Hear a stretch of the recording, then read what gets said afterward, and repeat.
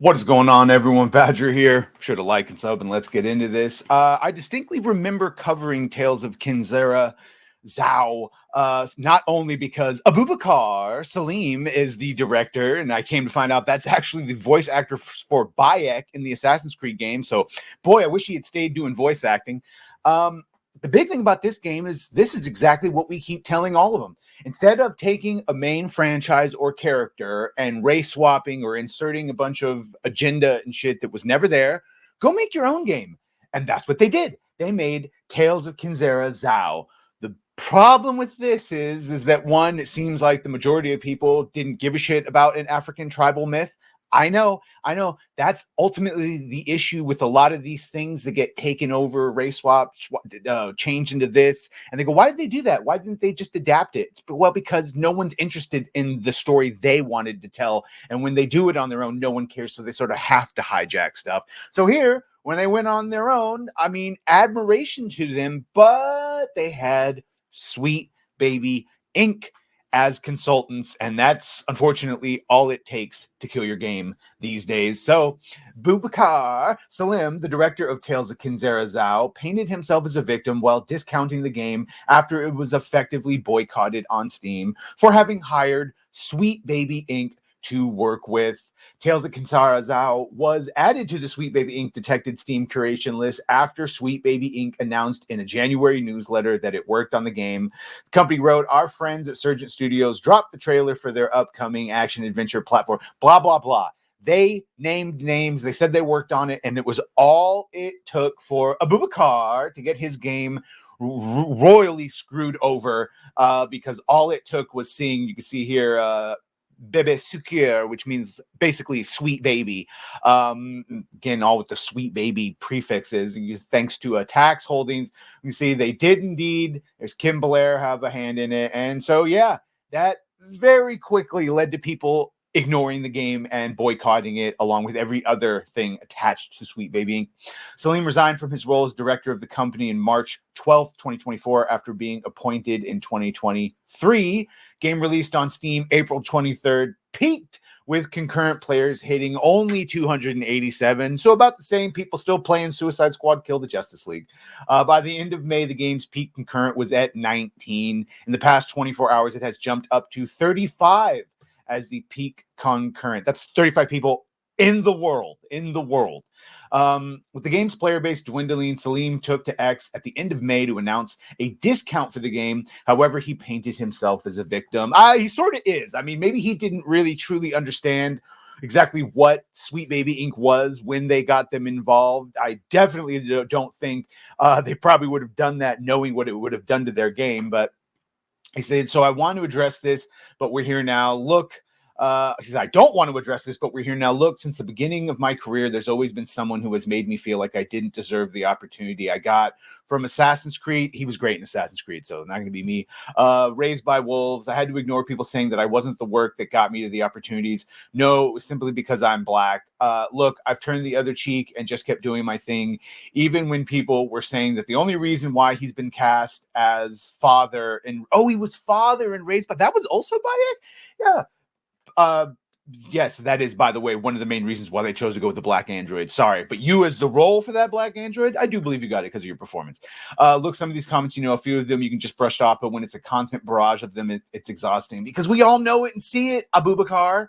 I'm sorry that you can't. And it's one of the reasons we try to point this out, that it takes away actual accomplishments from black actors, gay actors, women actors. When you force it everywhere, you nullify all of their achievements and you make everyone most of the time be correct when they go, you just got that role because you're black. You just got that role because you're a woman. Literally, that is why you got the role. And that's what they've taken. You should be more upset than anyone, not at the people calling it out, but at the people that set you up for that.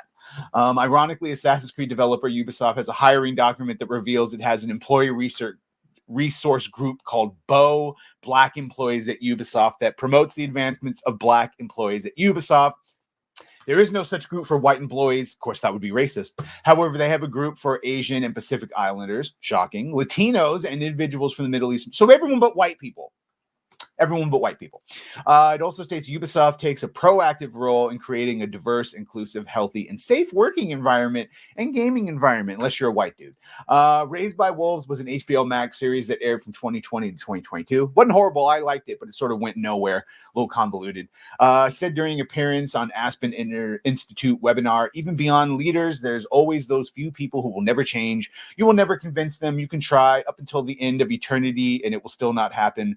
We waste so much energy doing that sometimes as individuals, whether you're in a leadership position or a team. He continued, focus on the ones who want to change because that way you start changing culture. Oh, and they want to change culture. And if you change culture often, these people who don't come around will start saying this place isn't the way it used to be, and they'll leave themselves, which is great. Yeah, well, the only people left is your player base.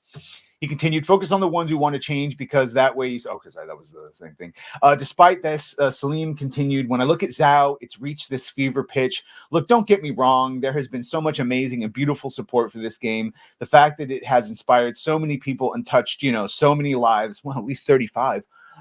It was one of our goals from the outset to have this positive impact, right? But at the same time, we are being faced with constant targeted harassment from people who see diversity as threat. We don't see diversity as threat. We see forced diversity as a threat. And the real diversity we all want is diversity of thought and opinion. And that's what terrifies you people the most. You just want everyone to look like you. Real shallow fucking wants. And from people who look across the vast landscape of modern media, and anything that doesn't speak to them or centers around them is unnecessary and inauthentic. And look, there's a reason why diverse stories can exist. It's either we're doing it the wrong way or it's just there to tick boxes.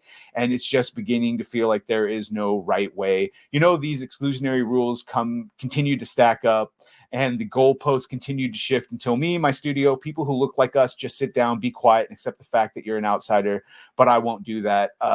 Okay, you sort of are an outsider. That's the point of indie gaming. You're trying to go from the outside in. Diversity is indeed a threat, and this is, again, read this only because it speaks to the mindset of a lot of these people championing diversity. In a 2015 article titled, Yes, Diversity is About Getting Rid of White People, and That's a Good Thing. She wrote in the article, one of the more common memes that I've seen white supremacists spread around recently has been, diversity is a code word for white genocide. The concept here is that diversity is only promoted in white nations, and that the end goal is to eliminate white people altogether by flooding all white countries with non-white people until there are no white people left. That is literally exactly what it is. Well, guess what, white supremacists? That's exactly right. Diversity is about getting rid of white people, and that's a good thing.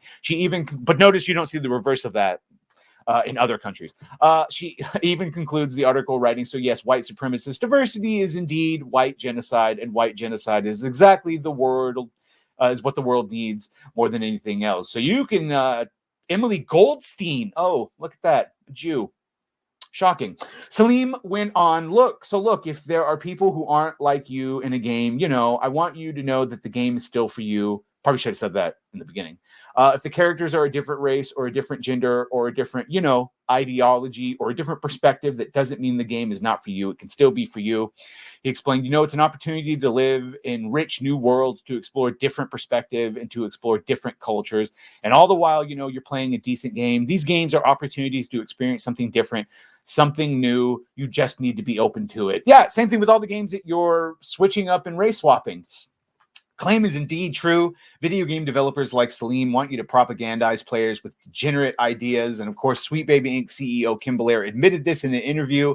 She said, I think that the majority of the men, if you had Assassin's Creed starring a woman, and Assassin's Creed has starred a woman for the last 3 games as the canon protagonist. Well, except for, Origins, which was Bayek of Siwa, this dude.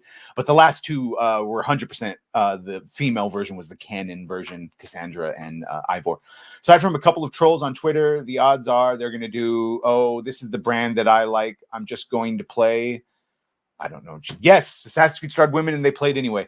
Not only can they change the gender of characters, but they can begin to inject evil ideologies into the game to make players think that those ideas are potentially good. And yes, we know how Park Place thinks about that. Salim went on, gamer, or like any other modern medium, and in all aspects they have the potential to have profound impact on not only the people who make them but who play them. I really believe games are for everyone. That's why I insisted on setting ZAU's cost at the price of a pizza. He then declared that the game would be discounted on Switch. So look, starting today on Switch, shout out to Nintendo for acting fast on this. I'm lowering the bar of entry further by dropping the price of ZAU to less than $15. I genuinely believe in the power that games have to bring us close together, and I believe that this is just one way to show you how serious I am about this. Games are for everyone, he asserted. Diverse games, they're not about taking something away from you. They're about adding something in because there is room for all of us. And then I would point out that what Abubakar Salim here is saying is the polar opposite of a Kim Belair or that Goldstein, who basically said all the quiet parts out loud. Look, I'm working with the team and bringing the discount to all platforms, and it's going to start from now to the end of June because it just means so much to me, man. Well, there you go. So it's still $19.99 on Steam, but it will be dropping on other platforms. So there you go. If you want to play Tales of Kenzera ZAU, knowing full well if it's Sweet Baby Ink Connection, go ahead. Do it for Abubakar. Maybe he deserves a win. And if there's a game that's going to have Sweet Baby Ink, it would probably be this one. I don't know. Let me know what you think of this. Make sure to like, share, and sub. If you have done that, thank you. If you're going to do that, thank you. And Abubakar. Well,